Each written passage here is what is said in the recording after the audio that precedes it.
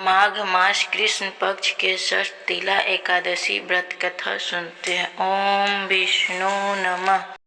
एक समय दालभय ऋषि ने पुलत्स्य ऋषि से पूछा कि हे महाराज, पृथ्वी लोक में मनुष्य, ब्राह्मण इत्यादि महान पाप करते हैं। प्रायः धन की चोरी तथा दूसरों की उन्नति देखकर ईर्ष्या करते हैं, फिर भी उनको नरक प्राप्त नहीं होता। इसका क्या कारण है? वे न जाने कौन सा दान पुण्य करते हैं जिससे उनके पाप नष्ट हो जाते हैं। यह सब कृपा पूर्वक आप कहिए। पुलस्त्य मुनि कहते हैं, इस एकादशी कथा को पूरा सुने और वीडियो को लाइक और सब्सक्राइब दूसरे लोगों को शेयर कीजिए और कमेंट में एकादशी व्रत। आपने मुझसे अत्यंत गंभीर प्रश्न पूछे हैं। इससे संसार जो भी अत्यंत भला होगा, इस भेद को ब्राह्मण, विष्णु, रुद्र तथा इंद्र आदि भी नहीं जानते, परंतु मैं आपको यह गुप्त तत्व अवश्य बताऊंगा। उन्होंने कहा कि माघ मास शुरू होते ही मनुष्य को स्नान आदि करके शुद्ध रहना चाहिए। इंद्रियों को वश में कर काम, क्रोध, लोभ, मोह, अहंकार, ईर्ष्या तथा द्वेष आदि का त्याग कर भगवान का स्मरण करना चाहिए। पुण्य नक्षत्र में 5 तिल मिलाकर उनके कंडे बना करना चाहिए। उन कंडों से 108 बार हवन करना चाहिए। उस दिन मूल नक्षत्र हो और एकादशी तिथि हो तो अच्छे पुण्य देने वाले नियमों को ग्रहण करें। स्नान आदि नित्य क्रिया से निवृत्त होकर सब देवताओं को देव श्री भगवान विष्णु का पूजन करें। एकादशी व्रत धारण करें। रात्रि को जागरण करना चाहिए। हे भगवान, आप दीन दुखी को शरण देने वाले हैं। इस संसार सागर में फंसे हुए का उद्धार करने वाले हैं। हे पुंडरीकाक्षन, हे विष्णु भगवान, हे ब्राह्मण, हे पूर्वजन, हे जगत पिता, आप लक्ष्मी जी सहित इस तुच्छ अर्घ्य को ग्रहण करें। इसके पश्चात जल से भरा कुंभ घड़ा ब्राह्मण को दान करें तथा ब्राह्मण को श्यामा गौ और तिल पात्र देना भी उत्तम है।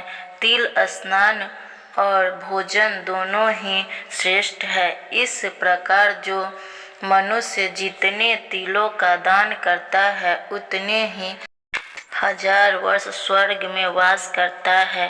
पहला तिल स्नान, दूसरा तिल का उपटन, तिल का हवन, तिल का दर्पण, तिल का भोजन और तिलों का दान, ये तिल के 6 प्रकार हैं। इसके प्रयोग के कारण यह षष्ठ तिला एकादशी कहलाती है।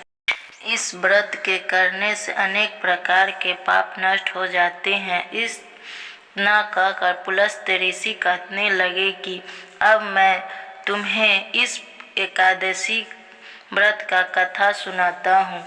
एक समय नारद जी ने भगवान विष्णु से यही प्रश्न किया था और भगवान ने जो षष्ठ तिला एकादशी का महत्व नारद जी से कहा, सुनो, मैं तुम्हें कहता हूँ।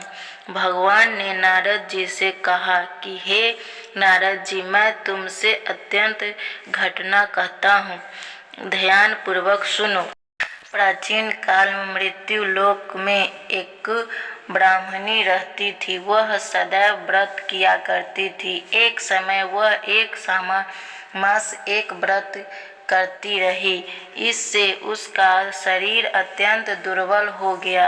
यद्यपि यह अत्यंत बुद्धिमान थी, तथापि उसने कभी देवताओं या ब्राह्मण को निम्न अन्न या धन का दान नहीं किया था। इससे मैंने सोचा कि ब्राह्मणी ने व्रत आदि से अपना शरीर शुद्ध कर लिया है, अब इसे विष्णु लोक तो मिल ही जाएगा। इसने कभी अन्न का दान नहीं किया, इससे इसकी तृप्ति होना कठिन है।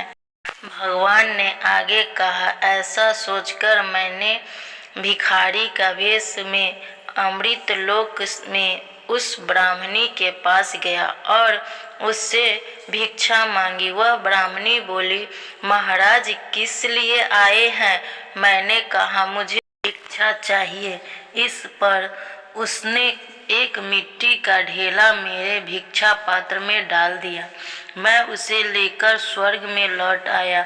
कुछ समय बाद ब्राह्मणी भी शरीर त्याग कर स्वर्ग में आ गई। उस ब्राह्मणी को मिट्टी का दान करने से स्वर्ग से सुंदर महल मिला, परंतु उसने अपने घर को अंदर सब सामग्रियों से शून्य पाया।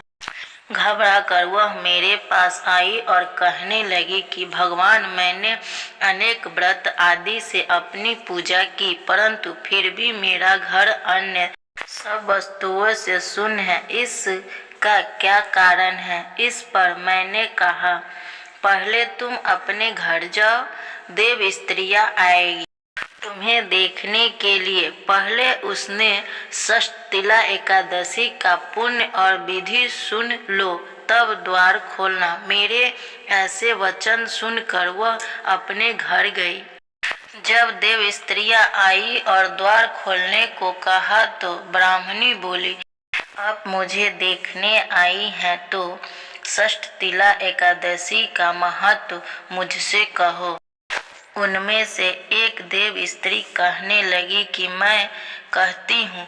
जब ब्राह्मणी ने षष्ठीला एकादशी का महत्व सुना तब द्वार खोल दिया। देवगणों ने उसको देखा कि न तो वह गांधारी है और न असुरी है, पहले जैसी मनुष्य है। उस ब्राह्मणी ने उनके कथा अनुसार षष्ठीला एकादशी का व्रत किया। इस व्रत के प्रभाव से वह सुंदर और रूपवती हो गई तथा उसका घर अन्य वस्तुएं सामग्री से परिपूर्ण हो गया। अतः मनुष्यों को मूर्खता त्याग कर षष्ठीला एकादशी का व्रत और लोभ न करके तिल आदि का दान करना चाहिए। इससे दुर्भाग्य, दरिद्रता तथा अनेक प्रकार के कष्ट दूर होकर मोक्ष की प्राप्ति होती है। यह एकादशी व्रत कथा अच्छी लगी तो विष्णु भगवान के लिए लाइक, कमेंट और सब्सक्राइब करें।